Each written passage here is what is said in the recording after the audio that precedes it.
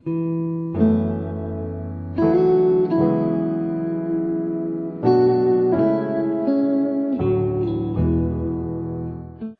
vamos a meter ahora con las estructuras metálicas.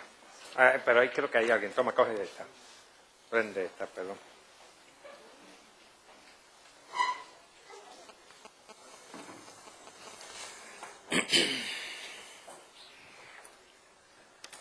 La estructura metálica,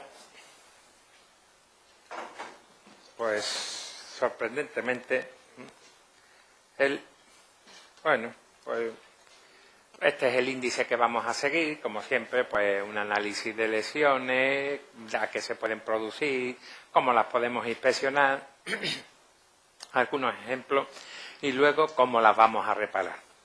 La estructura metálica nos hemos encontrado a lo largo del tiempo con que decimos estructura metálica cuando tenemos varios tipos de elementos metálicos. El más normal de todo es el que consideramos el acero al carbono, que tiene ese porcentaje de entre 0,03 y 2,1% de carbono. Tenemos acero cortén, un acero que conocéis, que se oxida, que coge un color rojizo, y esa oxidación se encarga de protegerlo. Es parecido al galvanizado, que hemos estado viendo en la sesión anterior. Tenemos los aceros inoxidables, que también conocéis mucho, que están compuestos, como veis ahí, llevan cromo al 10% y además se le añade molibdeno, níquel, etcétera. Los aceros microvaleados, los aceros rápidos. Bueno, tenemos hoy día gran cantidad de elementos metálicos. Para estructura, el que más solemos utilizar es el acero al carbono. Los otros, digamos, bueno, el acero inoxidable en algunas estructuras ya más espectaculares, son, como digo, los que más se están utilizando. Pero anteriormente, ya en el siglo pasado, además, teníamos hierro dulce, que era un acero que no tenía carbono, de fundición, que es cuando tiene mucho carbono, y la fundición dulcis, que es cuando ya lleva un carbono, que es el grafito esferoidal. Hay una serie de normativas, aquí traigo recogida la que ahora mismo existe, que es vigente en España, que es la 36.010.24, y la más extendida de todas, que son, bueno, pues la DIN, la ISO, las ASTM, bueno, que son las que regulan los tipos de acero que hay. Bien, el acero sirve para reparar todas las estructuras. Ahí estáis viendo estructuras de fábrica de ladrillo, estructuras con arcos, ahí lo estáis viendo, estructuras de madera, distintos tipos, estructuras de hormigón también, pero sorprendentemente el acero, bueno, pues casi nada más que se ayuda a él. O sea, eso ahí tenéis, podemos ayudarlo por arriba, por abajo, en el alma, con nube, o a veces también con el hormigón, se puede reforzar, pero es alguien que presta mucha ayuda. Y él, en cambio, tiene muchos problemas. Pero esos problemas también le ha hecho que se especialice. El acero es un material que está tan estudiado, que está tan controlado cuando sale de fábrica, que cualquiera de los diferentes tipos de soluciones que estáis viendo ahí, bueno, pues le sirven. Aquí estáis viendo cómo estamos reforzando el alma y un poco las alas, cómo reforzamos las alas superiores, cómo le damos una inercia en ambos sentidos, como por ejemplo un perfil T, pues tenemos aquí los dos laterales de refuerzo, o sea, que todos ellos los podemos hacer, pero principalmente el refuerzo, en la filosofía del refuerzo estructural del acero, aplicamos principalmente más acero. Ahí tenéis algunos cuadros que vamos a ir poniendo de resistencias que tienen los aceros que hemos hablado antes, el laminado, los roblones que utilizamos, o bulones que vosotros aquí también le llamáis, el hierro fundido, el acero fundido, el forjado, resistencia a tracción, a compresión, bueno, elementos para que tengáis un orden de magnitud. Los límites elásticos con los que nos estamos moviendo, tanto para la resistencia que tiene para fricción como para cortantes, coeficientes de ponderación, que ya he hablado con vuestra profesora y me ha dicho que aquí son un poco diferentes, pero bueno, son normativas. Lo último que tenemos nosotros allí son, bueno, pues ahora la designación, que es la más internacional que se está haciendo, es la de 235, 275, JR, J0, J2, en función de cómo sean para para soldables o no soldables y las temperaturas a las que pueden estar sometidos con los diferentes ensayos. Bien, estos son las lesiones que aparecen en las estructuras. Fijaros que normalmente la mayor parte de ellas se nos dan en forjados unidireccionales. De bidireccionales, bueno, pues se supone que estaríamos aquí en estructuras mixtas de hormigón y acero, un 7, pero las que más se dan son las de forjados unidireccionales. Y bueno, las de hormigón presentan un 2,7. Esto es cierto, pero no es que sean las que peor están, es que son también las que más se hacen. O sea que esto es relativo, no que, porque si allí lo que más se fabrica son estructuras de hormigón armado con forjado unidireccional, es lógico que el mayor número sea las lesiones porque se den en el mismo. En cambio, esta sí suele ser bastante objetiva en el sentido de que la mayor parte se da por acciones higrotérmicas, más que por mal estudio de cargas o sobrecargas, que son una de las lesiones que a veces se repite en las estructuras metálicas. Os podéis encontrar en los diferentes elementos metálicos uniones roblonadas, ahora veréis algunas imágenes, normalmente de anterior a 1940, atornilladas, el atornillado antiguo. Aquí hablamos también de los ARI, los de alta resistencia inicial, son tornillos mucho más resistentes. Las soldaduras, que son de principios del 900, bien sean de aleaciones autógenas, tenemos aquí el metal base, el cordón de soldadura, la fuente de energía, todos los conocéis. A veces hemos encontrado algunas estructuras en las que los anclajes o las uniones se hacen mediante plegado. Principalmente suelen ser para elementos de cerramiento, para elementos envolventes. Pero también ha habido estructuras que mediante unos sistemas de plegado, pues hacían las veces como si fueran de articulaciones. Y hay cerchas hechas con esos tipos. Y por último, bueno, pues están a veces utilizando elementos adhesivos, pero que de momento tienen el inconveniente de que a partir de 300 grados centígrados pierden la capacidad adherente, con lo cual pues no son muy buenos. Bueno, la mayoría de las resinas epoxídicas antes de los 200 grados desaparece. Entonces es uno de los elementos que hay que tener en cuenta cuando estamos reforzando una estructura, de si puede haber ese tipo de incendio, ya no solo que se nos vaya a venir por incendios, que además los refuerzos que hemos puesto se van a romper mucho antes, van a fallar mucho antes. ¿De acuerdo? Ahí tenéis roblones, tornillos de alta resistencia, soldadura. Aquí tenéis unos tornillos. Es una solución bastante habitual.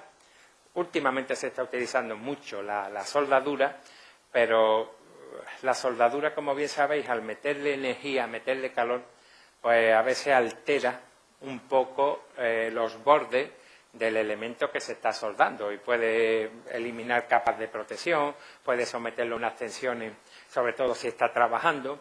Entonces, las soluciones atornilladas que vienen ya de taller y que vienen muy bien estudiadas, ¿vale? O sea, se supone que deben de venir bien estudiadas, pues están dando bastante buen resultado. No son las únicas las soldadas. Bien, nos vamos a encontrar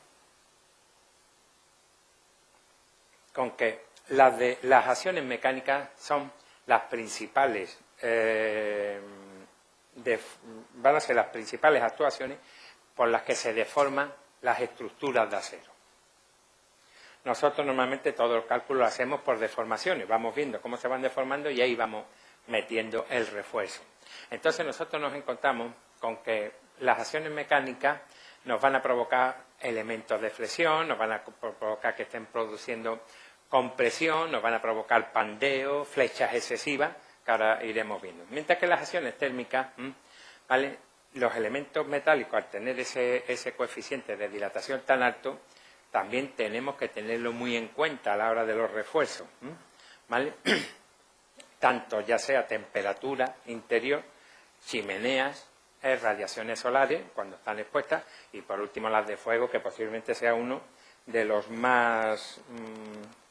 más ataca a la estructura metálica, de los que más daña. Nosotros, dos son los tipos de roturas principales que se nos pueden dar en una estructura de acero. La rotura dúctil, que es que se va deformando antes de que se rompe, salvo la fundición. La fundición es una rotura, como decimos a continuación, una rotura frágil. Esa se rompe de golpe, no se deforma nada. Mientras que la rotura frágil es la que no tiene deformación, sino que pega, se separan sus partículas y cae directamente. No suele ser habitual. Entre las de rotura tenemos ahí el desgarro laminar, que es este que estáis viendo. Va apareciendo primero una pequeña grieta, una pequeña fisurilla. Después se van haciendo más grandes hasta que se van volviendo un escalonamiento, ¿vale? Y ya, bueno, pues se nos desgarra por completo y se abre la estructura, ¿vale? Normalmente perpendicular a la dirección de la laminación. La rotura por fatiga, bueno, pues la conocemos. Hay dos tipos. Una primera que se produce cuando hay incrustaciones dentro del material, es muy difícil porque los aceros hoy día vienen muy bien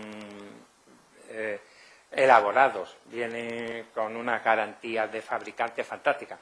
Pero hay veces que cuando estamos soldando en obra principalmente, pues a lo mejor metemos esas incrustaciones o esas pequeñas, o les creamos unos poros que son las que nos van a dar que no funcione bien. Hay otro tipo de rotura que también se le llama de fatiga reiterada, que es cuando se se produce con motores, con elementos mecánicos que a base de dar porrazo, pues hay un momento en el que cogen lo que le llaman la onda y con un pequeño esfuerzo se puede provocar que se rompan elementos metálicos que en condiciones normales pues resistirían. ¿Más? Bien. ¿Qué agresiones físicas, mecánicas? Podemos dividirlas tanto como vimos el otro día. Entonces, aquí normalmente podemos hablar de vibraciones. La mayoría de nuestras estructuras metálicas sabéis que vibran. Nosotros cuando estamos calculando un edificio no lo calculamos solo por esfuerzo. A lo mejor nosotros, imaginaros, tenemos ese colegio que hemos visto antes de 6 metros de luz y tenemos una carga para un colegio pues de unos 400 kilogramos por metro cuadrado. Puede ser la sobrecarga.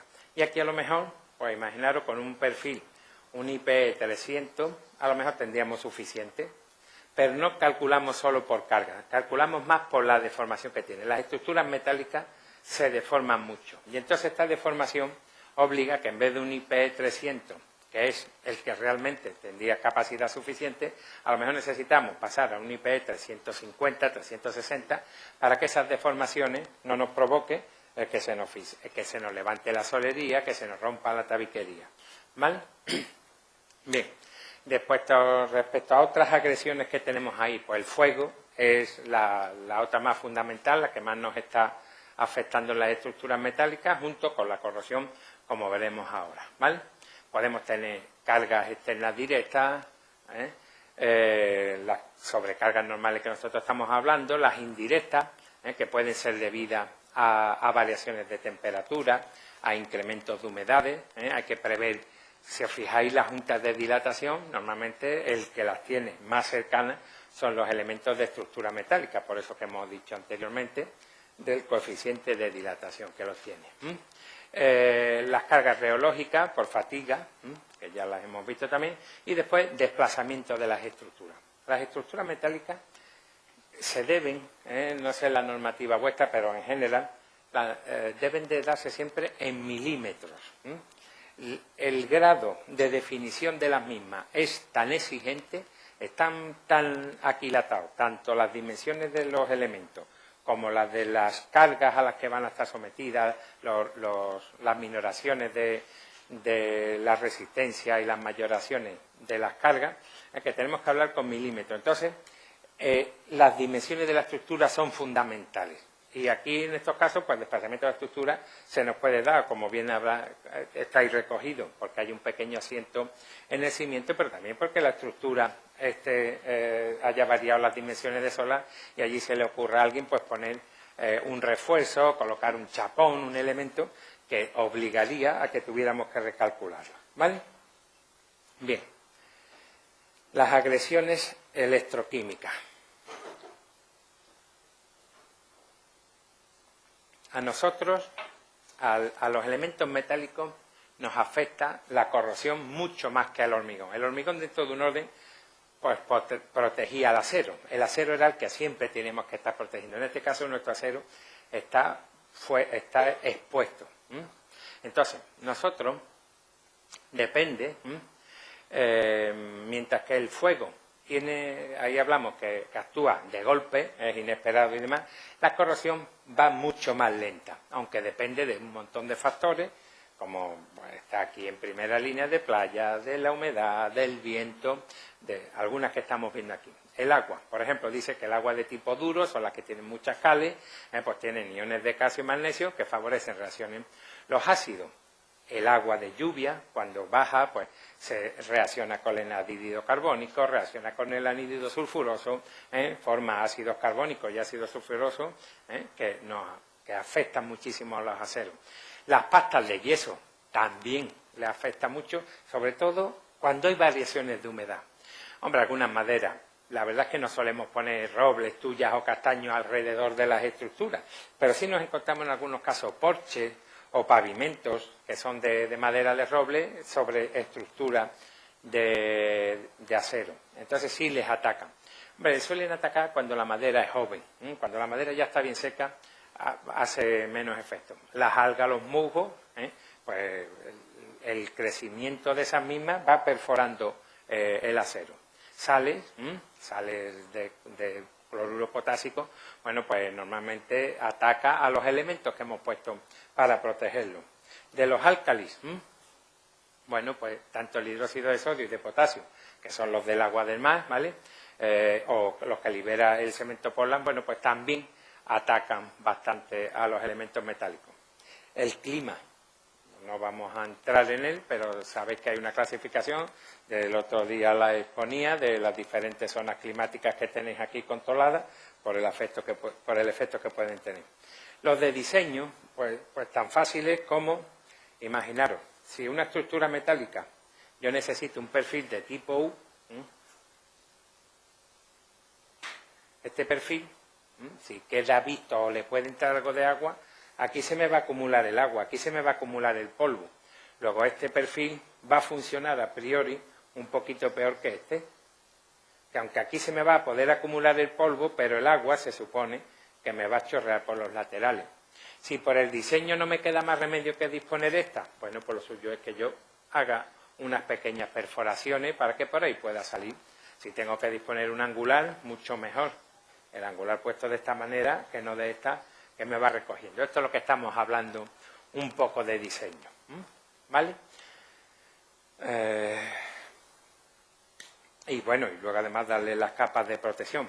Muchas veces diseñamos estructuras que nos pegamos en las medianeras, que son imposibles de pintar, que a lo mejor ni siquiera las pintamos. Tenemos aquí nuestro perfil, colocamos encima las chapas de acero, el forjado, las chapas de la cubierta, y una vez que ya está dispuesta, ahora venimos y pintamos esta cara. Y resulta que esta, que es aquí donde se pueden producir condensaciones, donde podemos tener, esa no la hemos pintado, no la hemos protegido. Eso es lo que estoy diciendo, que pueden ser. Deben de estar con su protección previa antes de que estén cerradas. Bien. Vamos a ver. Procesos patológicos. Vamos a principal. Aquí dice que hay daños asociados, significa que nosotros estamos viendo, el edificio nos está diciendo que tiene un problema, y ellos van a ser, pues porque aparecen las manchas de corrosión, desprendimiento de revestido, presencia de deformaciones, flechas excesivas, o bien aquellos daños que no son aparentes, que son los más difíciles. Lógicamente no los vemos, por ejemplo, que estén sometidos a sobrecargas para las que no estaban previstas, lo que hablamos aquí de las tensiones inadecuadas, coeficientes de seguridad incorrectos, aún así pueden estar funcionando, o bien defectos de uniones que están haciendo que estén trabajando más de la cuenta, y todo eso puede provocar pues, elementos que estén con fatiga. Bien, los procesos no patológicos o que no estén dando lesiones actualmente, pues podemos ver lo que hemos dicho de un diseño inadecuado, la posible aparición de pares galvánicos. Nos olvidamos muchas veces que en las estructuras de acero a lo mejor le metemos unas tuberías de protección contra incendios, tuberías de agua, lo forramos con unas chapas que que nos van a producir unos pares galvánicos, pues también tenemos que controlarlas. Y sobre todo, de las más importantes por el peligro que supone, que son las de protección frente al fuego. La normativa del fuego pues obliga a que todas nuestras estructuras o tengan que estar revestidas con pinturas, con vermiculitas, con elementos, con hormigón, en algunos casos es el peor, bueno, no es el peor, no es todo lo eficiente. Sabéis que un revestido con 2 centímetros de pasta de yeso de escayola es equivalente casi a 10 centímetros de hormigón, para protegerlo contra el fuego. Hay pinturas intumescentes que lo que hacen es no ignífugar. La pintura ignífuga es la que no arde. La intumescente es aquella pintura que cuando le da el calor se empieza a hinchar, tiene un componente que le hace que le vayan saliendo unas burbujitas que impiden que el calor se acerque al acero. Eso sí, es una pintura horrorosa, es una pintura que queda llena de bulto, no queda uniforme. Y ya por último, pues lo que se está permitiendo, pues para que podamos hacer edificios como el pabellón de Mies van der Rohe que hizo para la Expo del 29 allí en Barcelona, edificios de estos en los que las estructuras metálicas están vistas, pues lo que hacemos es hiperdimensionamos las estructuras. Ahora veremos una pequeña tabla, ¿vale? Bueno, oxidación ya se ha visto con anterioridad, sigue siendo los mismos efectos que en el hormigón, lo que pasa es que, como indicamos al principio, mucho más importante porque aquí está normalmente visto, está muy poco protegido. La erosión se da más en tuberías, se da más en instalaciones, pero en zonas como en estas, las que estamos acá, que el agua-viento pega muy fuerte, encima el agua-viento que viene trae sales marinas que son muy agresivas, muy corrosivas, tiene además arena, bueno, pues aquí son mayores los problemas que tenemos, aunque normalmente el de erosión, ya os digo que se estudia mucho más en el tema de las instalaciones, ¿vale? Bien, distintos tipos de oxidación-corrosión. Fijaros, estas son las vigas que tenéis ahí en el Instituto Unzué, que están ahora remodelando con buen acierto. Bueno, pues tenemos corrosiones químicas ambientales por los propios materiales que se colocan unos con otros, soluciones químicas, agua, bueno, todas las que hemos dicho, ahí vienen recogidas, que quiero correr un poco. Bien, el fuego, bueno, pues tenéis aquí una tabla que van diciendo el tiempo, 0 minutos, 15 minutos, 20, 40 minutos. Dice, el incremento de temperatura normal que se produce en un fuego, pues al principio es nada. A los 15 minutos podemos alcanzar los 200, 400 y 800 grados. La variación del módulo de elasticidad, ¿vale?, puede bajar desde 1 al principio, o sea, esta se queda igual, un 7% hasta aquí, hasta a los 40 minutos, que baja al 50%. Eso hace que, lógicamente, la variación de resistencia, bueno, pues en este caso, un 40%. Eso es lo que hay que controlar. Por ejemplo, si yo sé que a los 40 minutos que las temperaturas pueden alcanzar unos 800 grados, hay veces que se consiguen antes, pero pues lo que tengo que hacer, ya sabiendo que voy a disminuir mi resistencia al 40 o 50%, que es lo normal que se estudia, pues yo incremento al doble la carga, con eso ya sé que por lo menos 40 minutos, porque la estructura, para que sea resistente al fuego, no la hacemos para que sea resistente indefinidamente, la hacemos que sea suficientemente resistente para que nos dé tiempo a salir del edificio, a evacuarlo. Los que estamos acá, pues conocemos dónde está la salida, nada más que, bueno, tenemos dos, pero para salir de aquí con 5 minutos, 10 minutos salimos todos, luego no. Pero imaginaros que estáis en un centro comercial donde habéis ido la primera vez, no lo conocéis, bueno, pues allí tiene que ser un poquito más larga la duración. Bueno, en algunos casos llega hasta 120 minutos. Si en un fuego alguien tiene que estar allí 2 horas, el edificio es difícil, pero bueno, se han hecho estudios, se hacen. Y después, por último, tenéis aquí las variaciones de longitud, los incrementos de longitud, que es lo que de verdad ocurre, que aparte de que se rebaja mucho la temperatura y se rebaja la resistencia, esas cantidades de esos incrementos de longitudes hace que aparezcan allí una figura totalmente moderna, así psicodélica, con los aceros, bueno, Ahí tenéis el edificio Windsor, de allí de Madrid, que todo el revestido exterior era metálico y se fue cayendo con el fuego directamente. Las torres gemelas también, ¿vale? Esas, bueno, ya entrando más en faena, tenemos que en proyectos nos pueden aparecer tensiones inadecuadas. Todos estos son similares. O sea, esto es una sistemática idéntica a la que hemos hecho con el hormigón. Lo que pasa es que algunas pues son específicas. Por ejemplo, que hayamos estimado mal las cargas. Bueno, pues se nos puede dar en cualquier caso. Para eso las mayoramos. Las consideraciones de vínculos no. Aquí sí es muy importante. El hormigón normalmente nosotros estamos trabajando con él casi con empotramiento. Aquí sabéis que hay tres tipos de uniones, la rígida o empotrada, la semirrígida, que no se considera en hormigón en condiciones normales, y después están las articulaciones, que sí se pueden hacer. Entonces es muy conveniente que sepamos cuáles son con las que se ha proyectado y cuáles son las que tenemos, porque hay veces que el propio óxido de las armaduras, el propio óxido de la estructura, hace que cambien esas posiciones o esos vínculos con los que estaban diseñados inicialmente.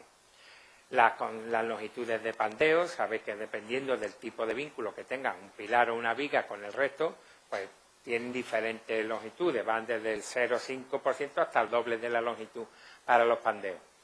Que no tengan estabilizadores, donde se van colocando agujeros. Aquí no se puede llegar como en el hormigón, que se echan las planchas completas a los pilares y se le hace un agujero donde queríamos para pasar estructura. Con la estructura metálica no se puede hacer, ¿vale? Y después deformaciones inadecuadas.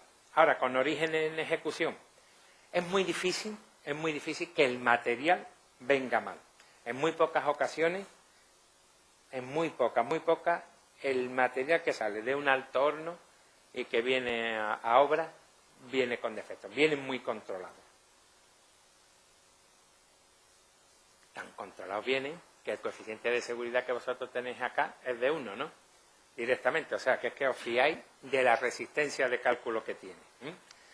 En el mayor de los casos creo que llega a 1,1, 1,20, cuando no sabemos quién nos lo va a montar. No suelen ser por los materiales, más bien suelen ser por los defectos de la soldadura, que deben de ser soldadores, deben de ser que hayan hecho sus cursos, que sepan aplicar, que no calienten mucho, que no dejen las gargantas, las uniones de la soldadura, o defectos, por ejemplo, en una tornilla. Las uniones son de verdad las que nos están dando problemas. Con origen en material, os digo que apenas si hay. Y si hay otro problema muy grande, muy fuerte, que es del mantenimiento. Aquí el mantenimiento, sé que habéis conseguido que los edificios se vayan incorporando al mantenimiento después de trabajarlos durante 10 años, pero es fundamental que los edificios los estéis manteniendo, y más las estructuras. Cualquier otro elemento, bueno, es importante, todos son importantes, pero las estructuras es el esqueleto. Bien, por ejemplo, en una unión rígida, si se deforma tanto el pilar como la viga, el nudo completo. Ahí estáis viendo que gira los 90 grados. La unión semirrígida, aquí ya veis que hay una pequeña diferencia. Aquí el pilar no gira tanto, sino aquí estáis viendo que se separa ese ángulo phi, que es lo que decimos del semirrígido, ¿vale? Y ya por último está la unión simple o articulación, que bueno, el pilar, como estáis viendo, está aquí recto, pero en cambio la viga, esa pues se deforma todo lo que quiere. ¿Qué ocurre? Que eso nos permite a nosotros que en el cálculo digamos, por ejemplo, que en una bien potrada, una viga bien potrada, que todos conocéis, que las dos uniones son rígidas en los extremos, pues que el momento negativo sea Q2 partido por 12 y el momento positivo Q2 24. Fijaros qué diferencia, por ejemplo, con la que es la articulada, la unión simple, que aquí el momento es 0, o sea, los momentos negativos son 0, y en cambio es QL2 partido por 8, aquí todo el refuerzo lo necesitamos aquí, pero mucho mayor necesita esa viga que esta. Y ya por último pues estamos, esta semirrígida, que son las que admiten muy bien el acero, pues estamos hablando de un QL2 partido por 16 y un QL2 partido por 16. Digamos que esta optimiza el funcionamiento de la armadura, de la estructura. Llevamos el mismo momento negativo que el positivo, aproximadamente. Y eso se debe porque si os fijáis, casi todos nuestros perfiles de estructuras, nuestros perfiles metálicos, son simétricos o bastante simétricos. Y cuando los unimos, los que no son simétricos, intentamos hacer figuras simétricas. Esto me recuerda a cómo se le dice a un perfil que va a estar trabajando una viga, cómo va a estar trabajando, si bien potrada, biarticulada o con uniones semirrígidas. ¿Quién se lo dice? El que fabrica la viga, vosotros, el encargado de obra, dice, tú eres una viga articulada. ¿Cómo sabe una viga? ¿Cómo tiene que trabajar? ¿De qué? Con el diseño, pero la viga, es cierto, es con el diseño y el de las uniones, pero fíjate qué es lo que ocurre. Si yo tengo aquí un apoyo y aquí tengo otro apoyo y pongo una viga aquí muy pequeñita, más arriba, vaya hombre, tengo que repetir, me estoy cargando el papel, por culpa de... ¿no? Imaginaros que tengo acá mi apoyo, otro apoyo, y yo ahora voy y pongo aquí una viga pequeñita. ¿Vale? Esta viga, ¿qué es lo que va a hacer? Deformarse. Como es pequeña, como tiene poco canto, pues se va a deformar mucho. Esto es mucho, ¿eh? ¿Vale? Y ya estáis viendo que esta deformación va a provocar que mis apoyos tiendan a irse hacia afuera. Si esta unión, como bien nos ha indicado vuestra docta profesora, ¿vale? Sabín, está bien ejecutada, está bien anclada, pues yo me voy a agarrar ahí y no me voy a deformar más. O sea, yo estoy agarrándome al muro o al pilar y entonces mi deformación, que yo me voy para abajo, me agarro ahí, hago el Cristo este de las anillas y ahí me agarro muy fuerte. Y entonces, por eso esta sección es esta pequeña. Ahora, en cambio, si yo en vez de esa sección, ese canto en la viga,